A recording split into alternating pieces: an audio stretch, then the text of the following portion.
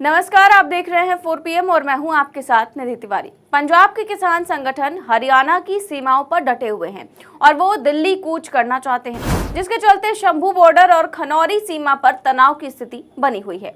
लेकिन क्या अब मोदी सरकार को ये बात समझ आ गई है कि किसानों के साथ अगर बातचीत करनी है तो सख्त रुख छोड़ना पड़ेगा? क्या आप सरकार किसानों के आगे झुकती दिखाई दे रही है? ये सवाल इसलिए उठ रहे हैं क्योंकि हरियाणा में डबल इंजन की सरकार ने 24 घंटे के अंदर अपना फैसले से उन्होंने यू टर्न ले लिया है। दरअसल पहले खबर आई कि हरियाणा की सरकार किसानों को लेकर बहुत ही सख्त एक्शन लेने की तैयारी कर रही है। उन पर NSA यानी कि राष्ट्रीय सुरक्षा अधिनियम के तहत एक्शन लेना शुरू कर दिया है। उन किसानों के खिलाफ जो लगातार शंभू बॉर्डर पर अपनी मांगों को लेकर टिके हुए हैं और दिल्ली कूच करने की कोशिश कर रहे हैं, उन किसानों पर NSA लगाया जाएगा। लेकिन अचानक कुछ ही घंटों में ये खबर जो है वो पलट गई और अब खबर आई कि हरियाणा सरकार ऐसा कोई फैसला नहीं लेने वाली है और किसानों पर NSA नहीं लगाया जाएगा। खबर देखिए हिंदुस्तान की, लिखा है किसान आंदोलनकारियों पर नहीं लगेगा रासुका, पलट गई हरियाणा सरकार। इसके अलावा एक और खबर है, देखिए हरियाणा पुलिस ने वापस लिया अपना फैसला, किसानों पर नहीं लगेगा NSA, शांति बनाए रखने की अपील। तो पहले हरियाणा सरकार ने ये फैसला लिया, उसके बाद वापस ले लिया। अब देखिए जरा हरियाणा पुलिस जो है वो क्या कह रही है। NSA को लेकर पुलिस डिपार्टमेंट द्वारा डिसीजन लिया गया, क्या फैसला है? NSA को लेके जो है उच्च अधिकारियों द्वारा हमारे फैसला लिया गया है कि अभी हम इसका कोई भी प्रावधान लागू नहीं कर रहे हैं, किसी भी तरह का इसके NSA के तहत कोई एक्शन नहीं लिया जा रहा, कोई प्रावधान हम लागू नहीं कर रहे हैं। तो किसानों से कोई अपील रहेगी?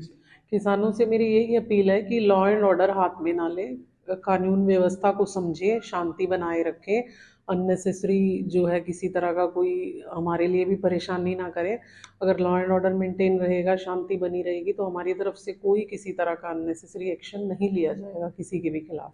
बता दें कि हरियाणा पुलिस ने आज कुछ किसान नेताओं के घर के बाहर एक नोटिस लगाया था, जिसमें कहा गया था कि पुलिस की अनुमति के बिना इस आंदोलन में भाग ना लें और किसी भी आंदोलन में भाग लेने पर पुलिस को सूचित करना होगा और अनुमति लेनी होगी, अन्यथा उनकी संपत्ति कुर्क की जा सकती है और उनके बैंक खाते जब्त किए जा सकते हैं। कमाल की बात यह है कि ये सब कुछ ऐसे वक्त में हो रहा है जब अमृतकाल की बात की जाती है, जो बार बार मदर ऑफ डेमोक्रेसी का हवाला दिया जाता है।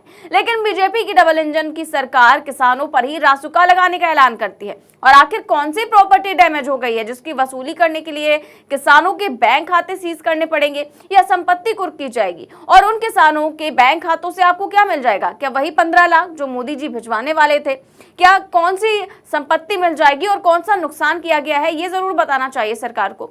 क्योंकि एक तरफ तो कृषि मंत्री कह रहे हैं कि हम बातचीत के लिए तैयार हैं, हर समस्या का समाधान बातचीत से निकाला जा सकता है, तो वहीं दूसरी ओर किसान ये कह रहे हैं कि अगर आप बातचीत के लिए तैयार हैं तो फिर आंसू गैस के गोले क्यों छोड़े जा रहे हैं, आप किसानों पर बल प्रयोग क्यों कर रहे हैं? लेकिन अब बड़ा सवाल ये है कि क्या सरकार को अब ये बात समझ आ गई है कि एक तरफ बातचीत के लिए बुलाना और दूसरी तरफ NSA लगाना, ये दोनों बातें एक साथ नहीं चल सकती, क्योंकि इससे किसानों का गुस्सा और भड़क सकता है और गुस्सा बढ़ा तो सरकार की मुश्किलें भी और बढ़ सकती हैं। और यही वजह है कि कुछ ही वक्त के अंदर डबल इंजन सरकार ने पलटी मार ली। आपको वो आदेश भी हम पढ़कर सुना देते हैं। देखिए इसमें जिसमें लिखा हुआ था कि किसान संगठनों के मुख्य पदाधिकारियों और आंदोलनकारियों के विरुद्ध रासुका यानी कि NSA राष्ट्रीय सुरक्षा अधिनियम 1980 NSA के तहत कार्रवाई शुरू। अब देखिए इसके अंदर लिखा हुआ है कि दिनांक 13 फरवरी 2024 से किसान संगठनों द्वारा किसानों द्वारा दिल्ली कूच को लेकर शंभू बॉर्डर पर लगे बैरिकेड्स को तोड़ने के लगातार प्रयास किए जा रहे हैं और पुलिस प्रशासन पर पत्थरबाजी और हुड़दंगबाजी करके कानून व्यवस्था बिगाड़ने की प्रतिदिन कोशिश की जा रही है। इस दौरान उपद्रवियों द्वारा सरकारी और प्राइवेट संपत्ति को काफी नुकसान पहुंचाया जा चुका है। इस आंदोलन के दौरान लगभग 30 पुलिस कर्मचारियों को चोटें आईं, एक पुलिस कर्मचारी का ब्रेन हेमरेज और 2 पुलिस कर्मियों की मौत हो चुकी है। इस आंदोलन में कई किसान नेता सक्रिय भूमिका में हैं और कानून व्यवस्था को बिगाड़ने का काम कर रहे हैं। लगातार सोशल मीडिया जैसे फेसबुक, इंस्टाग्राम, टेलीग्राम इत्यादि के माध्यम से भड़काऊ और उकसाने वाले भाषण का प्रचार प्रसार किया जा रहा है और सामाजिक सौहार्द बिगाड़ने की कोशिश की जा रही है। अब इसी को लेकर लिखा गया है कि जो है आपराधिक गतिविधियों को रोकने और कानून व्यवस्था बनाए रखने के लिए धारा 23 राष्ट्रीय सुरक्षा अधिनियम 1980 यानी कि एनएसए एक्ट के तहत किसान संगठनों के पदाधिकारियों को नजरबंद करने की कार्रवाई प्रशासन द्वारा अमल में लाई जा रही है, ताकि आंदोलन के दौरान कानून व्यवस्था को कायम रखा जा सके और सामाजिक सौहार्द बिगाड़ने ना पाए।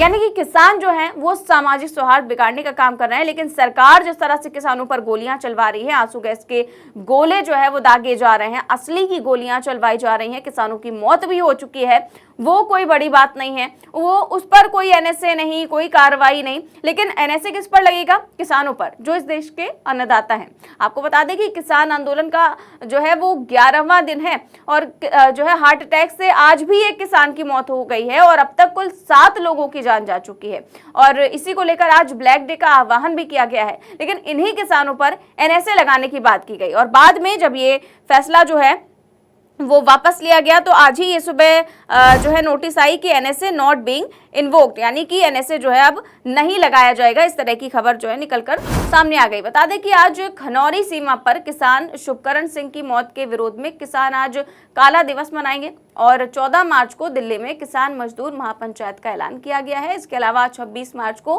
ट्रैक्टर परेड भी निकाली जाएगी। लेकिन उससे पहले किसान दिल्ली कूच करना बंद करते हैं या फिर नहीं, ये देखने वाली बात होगी। इस बीच हरियाणा सरकार ने किसानों को लेकर बजट में बड़ा ऐलान कर दिया है। सरकार ने शुक्रवार को बजट पेश करते हुए ऐलान किया कि राज्य के सभी किसानों के कृषि ऋण पर ब्याज माफ कर दी जाएगी। सितंबर 2023 तक लिए गए कर्जों पर ब्याज माफ होगा। इसके अलावा यदि किसी पर कोई पेनल्टी लगी है तो वो भी नहीं देनी होगी। ये सुविधा इस साल मई तक मिलेगी। उसके बाद जो भी ब्याज या पेनल्टी नए सिरे से लगेगी वो देनी होगी। तो जो सरकार है वो धीरे धीरे करके प्रयास तो कर रही है। पहले एनएसए जो है, एनएसए वाला जो आदेश है वो वापस लिया गया। अब इस तरह से मनोहर लाल खट्टर की जो सरकार है, डबल इंजन की सरकार है, वो किसानों को बरगलाने की कोशिश कर रही है, अपनी बातों में फंसाने की कोशिश कर रही है। और जैसा कि 3, 4, 5 और 6 दौर की वार्ताएं हो चुकी हैं, उसमें भी कोई भी सॉल्यूशन नहीं निकल पाया है। उसको लेकर भी चिंता जो है वो जाहिर की जा रही है। फिलहाल इस खबर में बस इतना ही। देश और दुनिया की तमाम बड़ी खबरें जानने के लिए देखते रहिए 4 PM न्यूज़ नेटवर्क। नमस्कार।